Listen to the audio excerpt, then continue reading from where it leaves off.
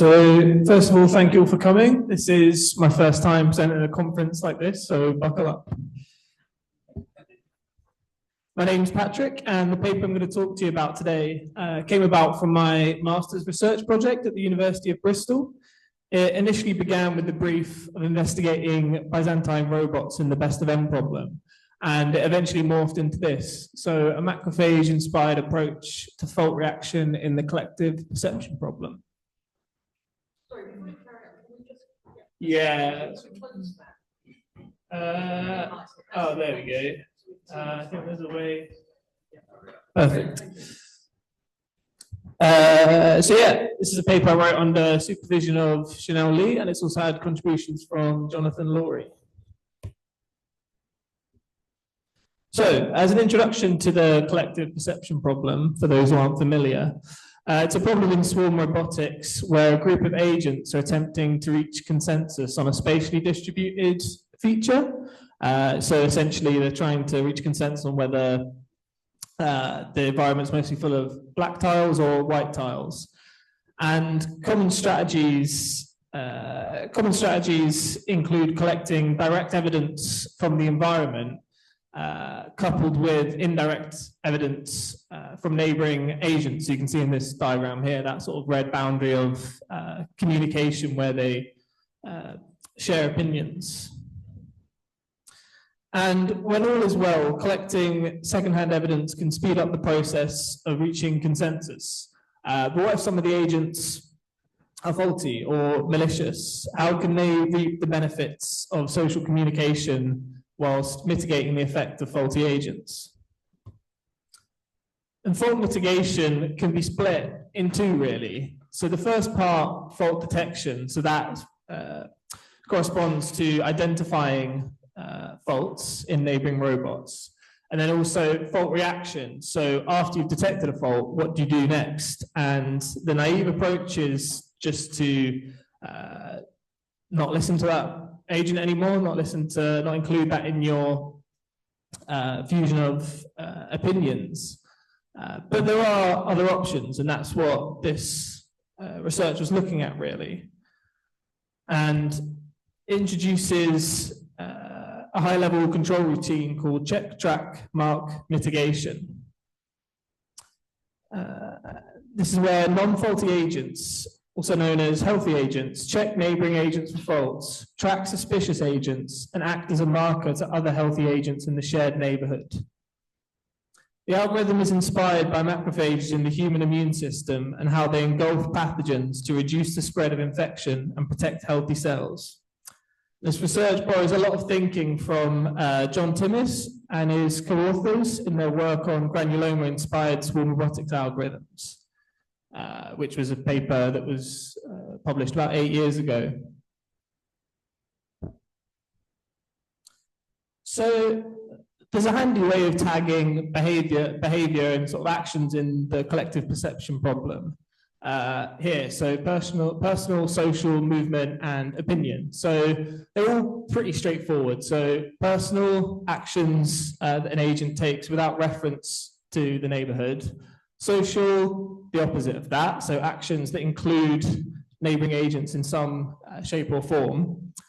Movement, so these are actions that have some movement element to them, and opinion, actions that involve updating an opinion. And much of the previous work has looked at social and opinion actions. So the two here, the first uses machine education and reinforcement learning to develop resilience to malicious agents. And then the second uses blockchain technology. And so the first example here, it's truly decentralized, but the agents end up acting fairly selfishly in that they just share their own, they weight the opinions of other agents, and that's a personal weighting distribution that they have. They don't share that, so they don't let a neighboring agent know that another one over there might be faulty or malicious. And then in the second There is more sort of a shared social opinion of agents, but it's not truly decentralized. It relies on all connecting to the blockchain.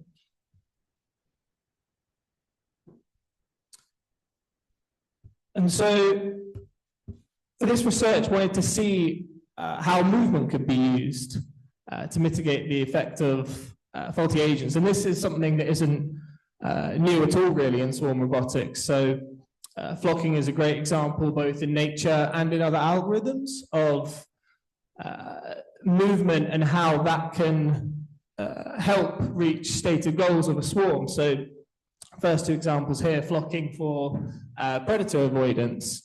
And then, as I mentioned earlier, the paper on the immune-inspired swarm aggregation algorithm for self-healing swarm robotic systems.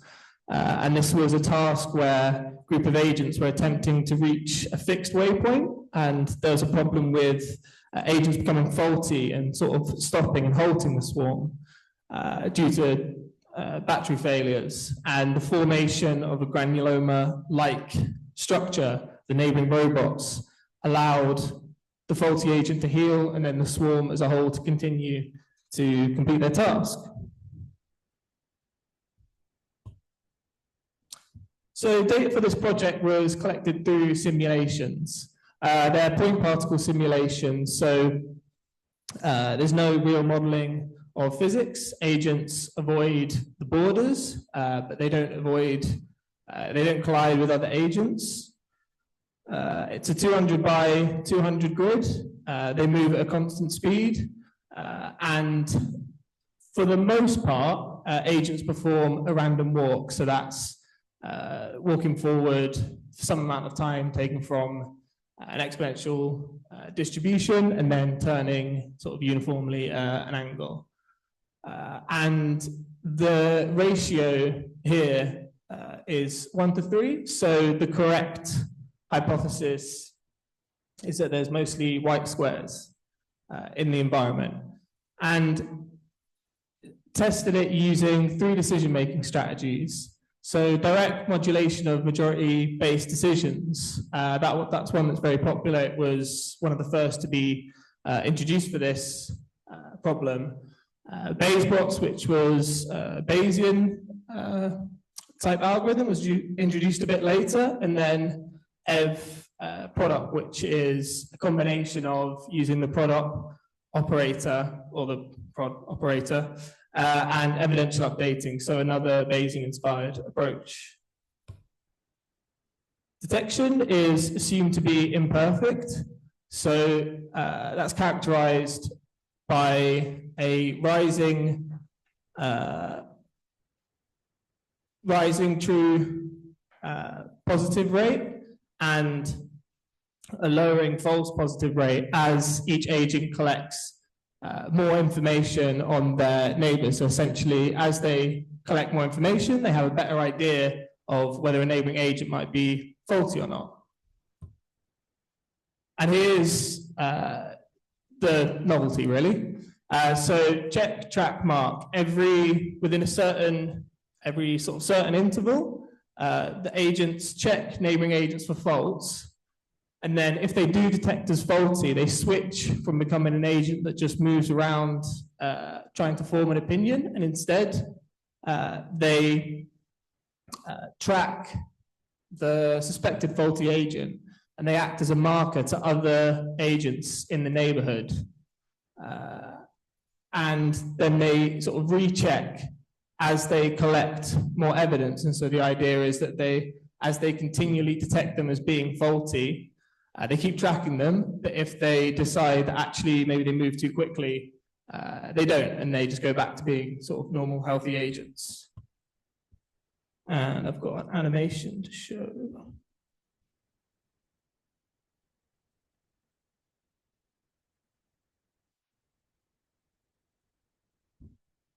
There we go. So yeah, this is with the Bayes bots strategy, and you can see, so the healthy agents are those that begin as black, and then as they update their opinion, they end up making a decision on the environment.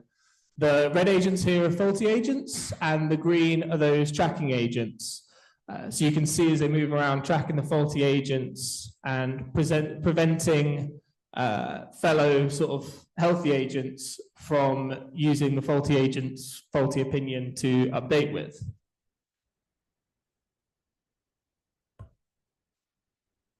Does it work? So yeah, it does. It shows good behavior for across all three in that it increases the accuracy for each. And depending on each strategy, it sort of, the effect of faulty agents has more of an effect or less of an effect. And then, but in each case, using the track mark routine, that increases the accuracy, and the accuracy is out of 1,000 simulations, what percentage or fraction of those did they reach a correct consensus? And then the time to consensus here, so how long it took. We see that for evprodop, it actually reduces or increases the speed, reduces the time to consensus, and reduces the spread, so the sensitivity to initial conditions. And for BaseBots and BMMD, that increases.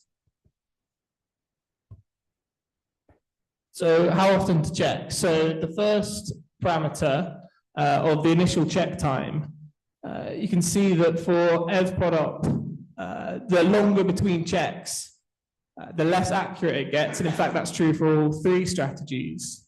And then the more frequent, the quicker evprodop is as a strategy in helping the agents to decide.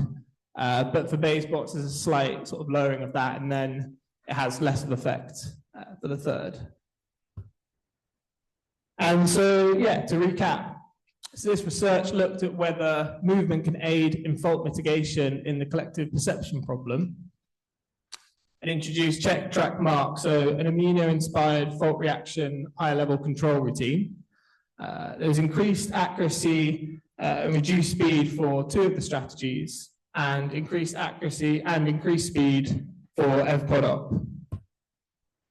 I think the next areas to study is to look at the effect of switching. So on the animation before, you saw that some of them, because initially the detection was quite sensitive, that they'd detect faulty agents, but detect them wrongly, or and so it switched sort of back and forth, and to look at what effect that has on both the speed and the accuracy. And then, yeah, just looking at more parameter combinations, more comparisons of different type of fault reaction, and looking more to see what makes evprodop as a strategy different. And that's all. Thanks.